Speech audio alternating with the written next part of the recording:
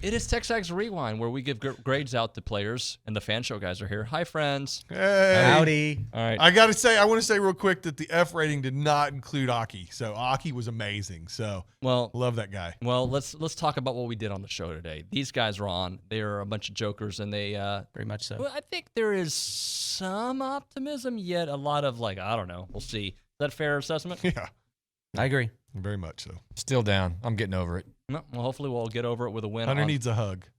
Not from me. And a beer. Kelly's gonna give the hug. So on the go hour, we did the Heisman watch. I'm here for you. We did Stephen McGee, and that's bullcrap. And there was some bullcrap to get into, guys. That game was Just bullcrap. And then we did around college football. You love this dude. Aaron Torres is great. Big Love him. AT guy. All right, this is the fan show, guys. This is TexAgs Radio, or this is actually TexAgs Rewind about TexAgs Radio, a show about another show. Go. Yeah, a lot of people complain. They say the Heisman Trophy is just a quarterback award now, and I would say, yeah, it's becoming that. But who would you say that's not a quarterback right after two games that would be a Heisman contender? I'm going to start off with Caleb Williams, the USC quarterback. He threw for 341 yards and 4 touchdowns in that win over Stanford. He has 590 yards passing and 6 touchdowns through 2 games. Yep. Number 4, Stetson Bennett of Georgia. Why not? Yeah. He's completing 75% of his passes. He's thrown for 668 yards and 3 touchdowns and run for 2 for a team that looks like it might be the best team in the country, and he's part of that reason. Number 3, I'm hanging with Bryce Young, the Alabama quarterback. He wasn't sharp in that 2019 victory over Texas. He only had 213 yards and 1 touchdown. But what did he do when the game was on the line? When the game was on the line, he completed 5 of 7 passes for 41 yards and had a 20-yard run in leading Alabama to that game-winning field goal. He's done that a couple times. The Auburn game comes to mind when they needed him to be at his best. He was at his best, and then against Texas. Right. And then number 2, I've got K.J. Jefferson, the Arkansas quarterback. He was efficient in that 4-30 victory over South Carolina, completed 18 of 21 passes. We'd like to see that here for 162 yards and a touchdown, but he also rushed for 67 yards and a touchdown. So far, he's thrown for 385 yards, 4 touchdowns, rushed for 123 yards, 2 scores, real dual threat. And number 1, and I think there's some space now, is C.J. Stroud, the Ohio State quarterback. He's thrown for 574 yards and 6 touchdowns with no interception. Last week, 351 yards and 4 touchdowns. It was over Arkansas State, but I guess we're learning not to take those Sun Belt teams for granted. So right now, to me, C.J. Stroud is the definite front runner. Stephen McGee, what is bullcrap in your world? Well, the obvious bullcrap this week is it's got to be that you lose at home to Appy State. But if we could take it a step further, I just say that the world's not going to end. It's never as bad as you think it is, and it's never as good as you think it is. You turn on the tape, and it's just not. I'm not trying to sit here and say anything was great or good, but there was a lot there that you could take home. Like, all right, we didn't probably play as bad as what everyone's going to paint it out to be. I think A&M, though we're at a very critical point of our program, I think it's bullcrap that anybody would say that Texas A&M is over or that Jimbo is a complete waste. I mean, we go back 1 year. Was it 2021 when LSU was a threat to hire him? And I remember saying on air that if LSU were to get Jimbo and sign him, it would be very difficult for our program to kind of come out from where we were. And so, look, just because we lose a really bad football game, I'm not ready to get rid of all the players and Jimbo just yet. OB? This won't be popular. I tell you, what I think is bullcrap is I saw that video of from the yell practice and things like that, and the guys that's gone viral, and the yell leaders insulting. Look, here's why. Yeah, we all know that I didn't go to college, didn't go to A&M, but I've become an A&M fan and all those things because I always thought of A&M as being the good guys. That's what I liked about A&M. The respectful people come in. They always talk about how well they're treated at A&M, and I think when you're doing something like yell practice where the visiting teams are encouraged to come in.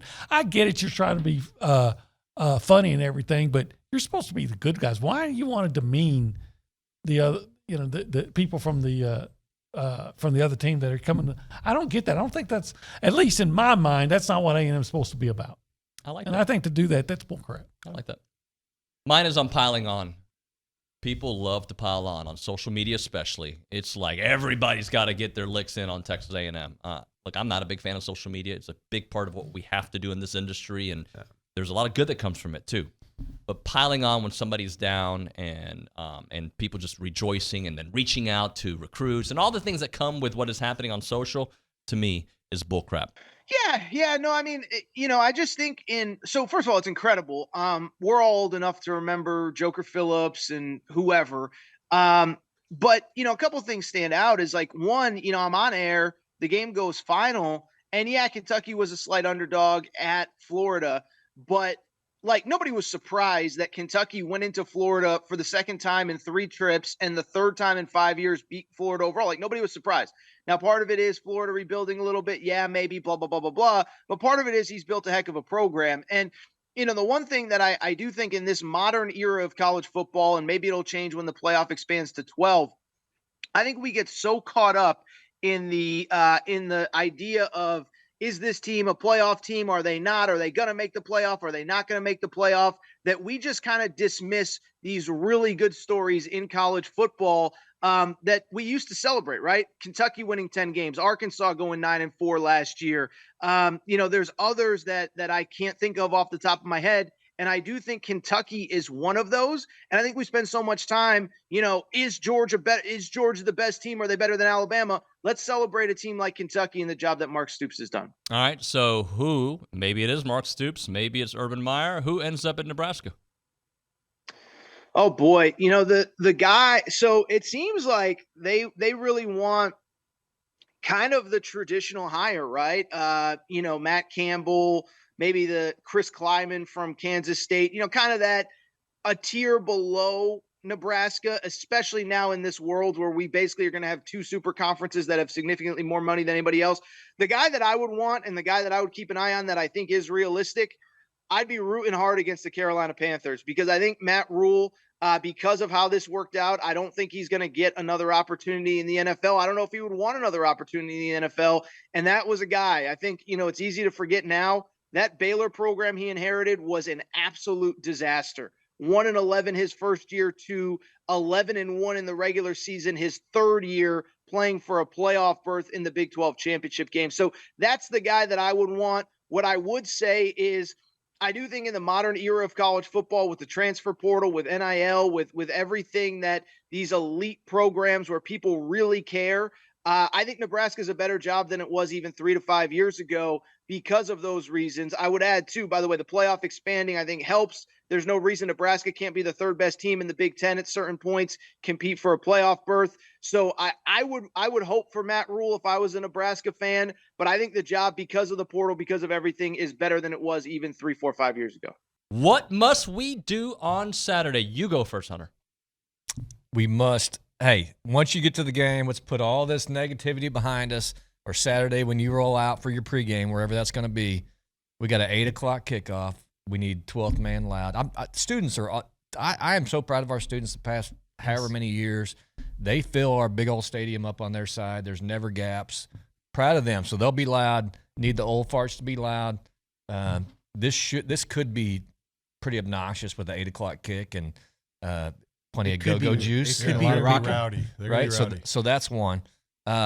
And Miami's going to finally get to see what's playing in front of a crowd is like because their fan base is a joke. They get no fans to their game. If you saw their Southern Miss game the other day, it was embarrassing. They had like 4 people there. I'm not exaggerating. They have no idea. It's a joke program with a joke fan base.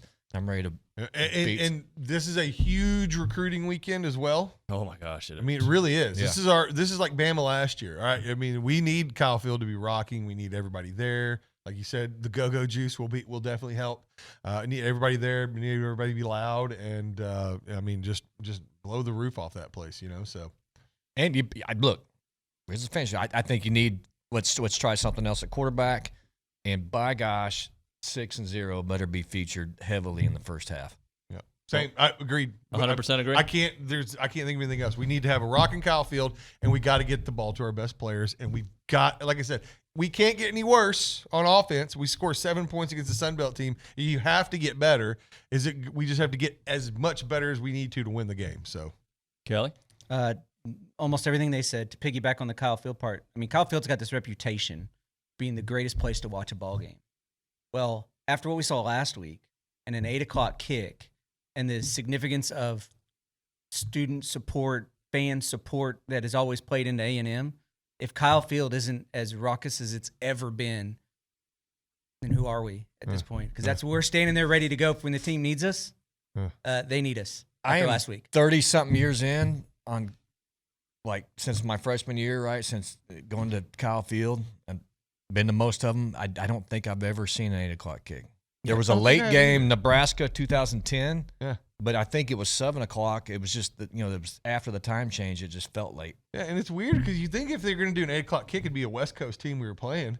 But, I mean, it's going to be 9 p.m. start kick for Miami. Yeah. Like, in Miami, their fans are going to be, like, sitting in front of their TV at 9 p.m. to start a game. Have you ever been? They don't have fans. Remember, South Hunter Beach, just told us. the club's open at 2 a.m., so they're used to it. That's what they But do. the other thing I want to piggyback about number 6 and 0, we got to be a little more creative in getting them the ball. Yeah. Like, it can't just be stretch to 6. Thank you. Anais in the flat, Anais across the middle, 6 dive. Let's motion 6 out and get him the ball in the flat. Let's hand the ball to Anais. Well, if we just block better, we can't do dive plays. Let's do something interesting. Like, let's do something nobody expects us to do. Let's run a jet to Anais. Anybody want to run a jet sweep to Anais coming off the other side? Or motion A-chain out, run the jet to the fastest guy in 3 states. Because they ain't catching him. You block that edge, he's gone. All right, so I've been telling people what to say after this show, but because of such a poor showing, we started the show with a bang. We're not going to end it with a.